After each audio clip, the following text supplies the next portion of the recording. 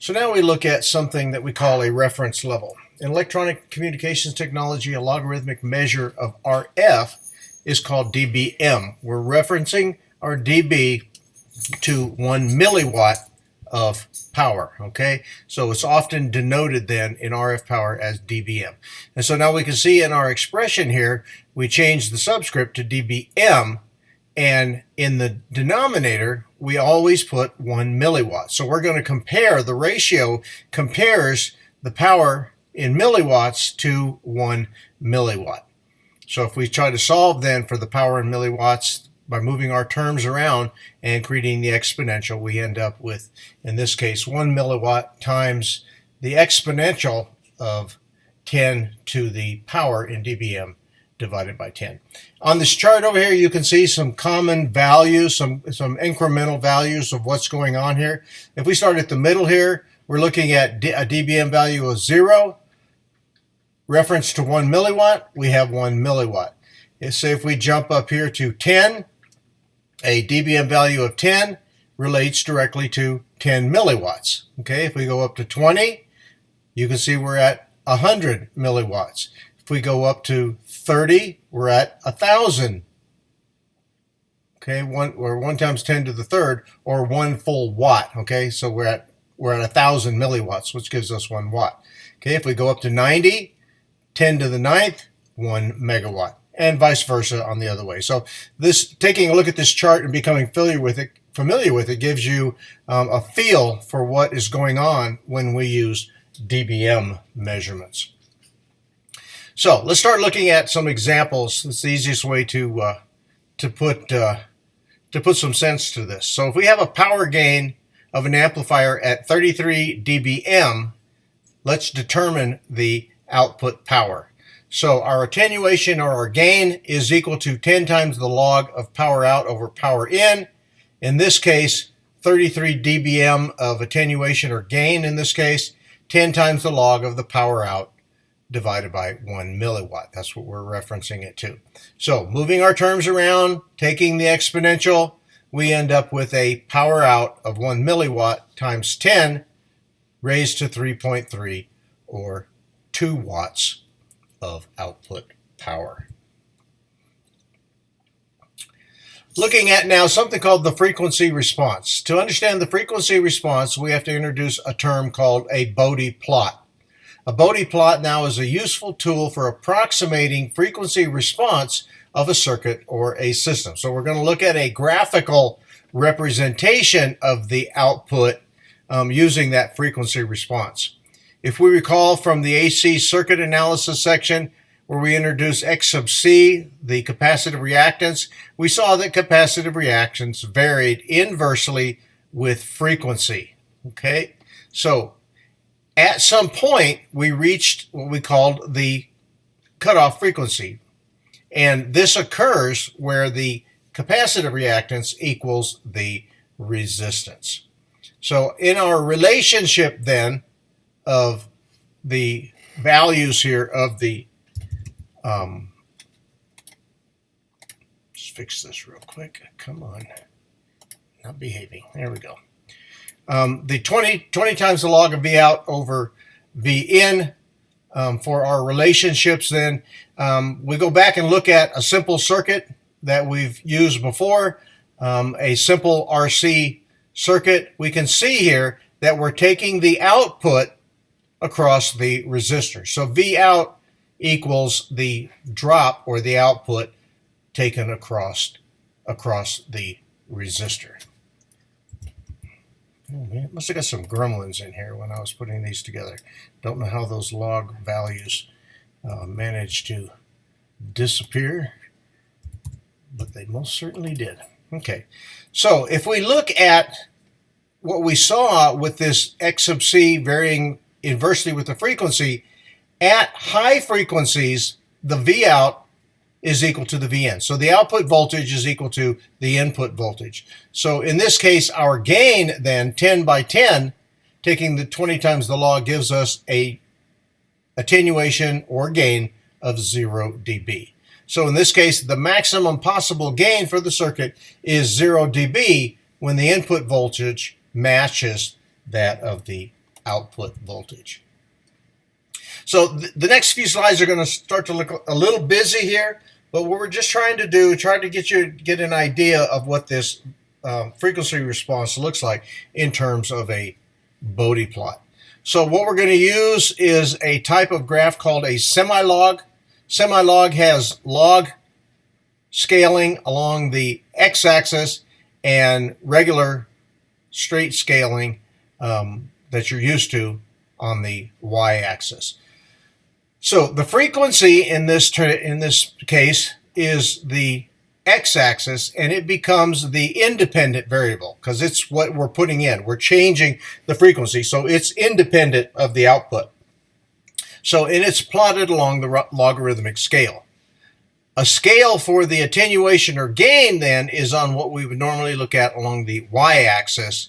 And so it's chosen so that it allows us to change the gain by at least minus 20 dB. So we just want to give us some elbow room. So you can see it's set up 0 dB at the top, minus 20 dB at the bottom. So we want to calculate it for 4 cycles of semi-log to do this. So if we come over to this 23-4, you can see we have 1 cycle, 2 cycles, 3 cycles, 4 cycles along the bottom. So if we start to look at values for that previous circuit here, it says as a straight line approximation, the voltage gain will change at a rate of 6 dB per octave or 20 dB per decade. Well, you can see here on this, as we plot this, we've come down from 0 dB to minus 6 dB. So this is in essence 6 dB per octave. So we're going to look at setting this up somewhere between a range of 50, I think, and 100K. You can see on this marked up version over here, we've got from 10 to 100 for our logarithmic scale.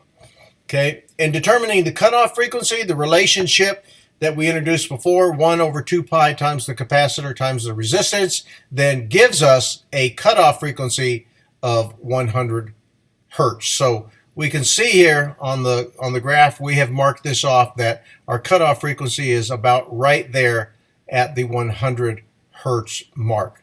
Okay, so getting used to these uses of the terms octave and decade. An octave change then is the frequency is halving or doubling the frequency. A decade change is a change of frequency of 1/10 or 10 times the change. So as we said before, a straight line approximation of the voltage gain will change at a rate of 6 dB per octave or 20 dB per decade for this simple RC circuit. So we've marked this off over here as a 6 dB per octave. Gain increases as the frequency decreases, okay? So gain decreases as the frequency decreases. That's just for this RC circuit. Gain in this case is down 6 dB, and the frequency is now at 50 hertz or 1/2 of the cutoff frequency. You can see we've gone from 100 to 50, down 6 dB, so our plot then is right there for that value. A third point then is plotted where the gain is down 20 dB and the frequency is at 10 points. So all we've done here is we've set up a range for our plot where we could, if we had a piece of paper here, or we were drawing this on the screen, we could then just plot a straight line from minus 20, minus 6 to 100, and you can see it lies exactly on the trend line here. So this leg is actually what we call the makings for the Bode plot. So when the gain decreases with frequency in this case, the line slopes downward and to the left. When the gain decreases as frequency increases, the line will slope downward and to the right. So it will be this way. So in an example here, again, for that same little RC circuit, an amplifier has a mid-frequency gain of 25 dB. The lower cutoff frequency, F1, is 90 hertz, and the upper cutoff frequency, F2, is 12 kilohertz. Construct a Bode plot of the frequency response here. So using those relationships that we saw before, that frequency 1 is equal half of F1, 90 hertz gives us 45. On this side, F2 then would be half of that value. Okay, so that should be, can I change that? That should be F2, not F1, is 12 kilohertz. So when we go through then and set and find this point and this point, given our relationships, then we've already constructed this side, we can then construct the other leg of the Bode plot from 12 kilohertz to 120 kilohertz based upon 6 dB per octave, 20 dB per decade. You're going to see more of this in the future. This is just a summary and an introduction to this so that you can see how we use logs and later how we use the natural log. So if we look at this circuit, this RC circuit, you can see we have a resistor and a capacitor on the series leg. We have a resistor and a capacitor on the parallel legs. So what's going to happen over our frequency span or our range of frequencies, we're going to have some dynamic changes occur as the frequency changes, because in each case, at high frequency, mid frequency, and low frequency, these capacitors are going to act differently, and they are going to present more and less resistance and allow more current then to flow through the series portion and the parallel portion of the circuit. So in circuits like this, the mid-frequency gain can be determined if F1 and F2 are separated by at least 1 decade by ignoring the effects of C1 and C2 and using the ratio of R2 to the total resistance R1 plus R2.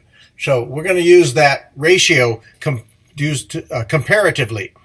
So in this case, where we have our values of my logs, I don't know why I dropped all these, where we have our attenuation or gain factors then as the 20 times the log of R2 divided by the sum of R1 and R2. At this point, we just put our values in, and we can see over the mid-frequency, we end up with an attenuation or a loss of minus 3.5 dB. Okay, so if we look at each one of these circuits, each one of them characteristically has a little different configuration. You can see here at the low frequencies, the series capacitor is in place, but the parallel capacitor is not drawn in the circuit. In the high frequency portion, the series capacitor in essence becomes shorted out, and we end up with a conductance relationship in parallel with C2. So if we look at then calculating that mid-frequency gain, we would determine by this relationship, which we've just seen in the previous slide. So if we look at the narrative here, this becomes the Bode plot limit on the circuit gain. If the frequency is decreased, the reactance of C1 becomes larger and some voltage drops across C1. This causes a decrease in the output voltage.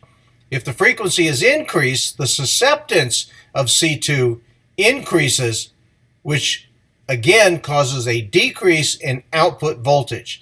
The series reactive component C1 of the circuit affects the response as we lower the frequency. The effect on the circuit due to C2 at that point is negligible, which in this case, if F1 and F2 are at least a decade apart. The equivalent low-frequency circuits looks like the circuit in 2310. Okay, that was the previous circuit. At high frequencies, the reactance of C2 then becomes negligible. So you'll notice here there's no capacitor in the series leg, but the susceptance of C2 becomes a factor. So this is where we end up with our conductance values here. Since C2 is a parallel component, if we Nortonize the circuit of R2, we get an equivalent circuit consisting of C2, R1, and R2 in parallel. Okay, those two values, R1 and R2, are absorbed into that conductance there. And so we can see the Nortonized equivalence here, where we have gone from a full circuit voltage source to a high frequency circuit Nortonized. So if we want to create then a Bode plot for that circuit, continuing with what we had before, we can find F1 and F2 by using our relationships that we've seen before.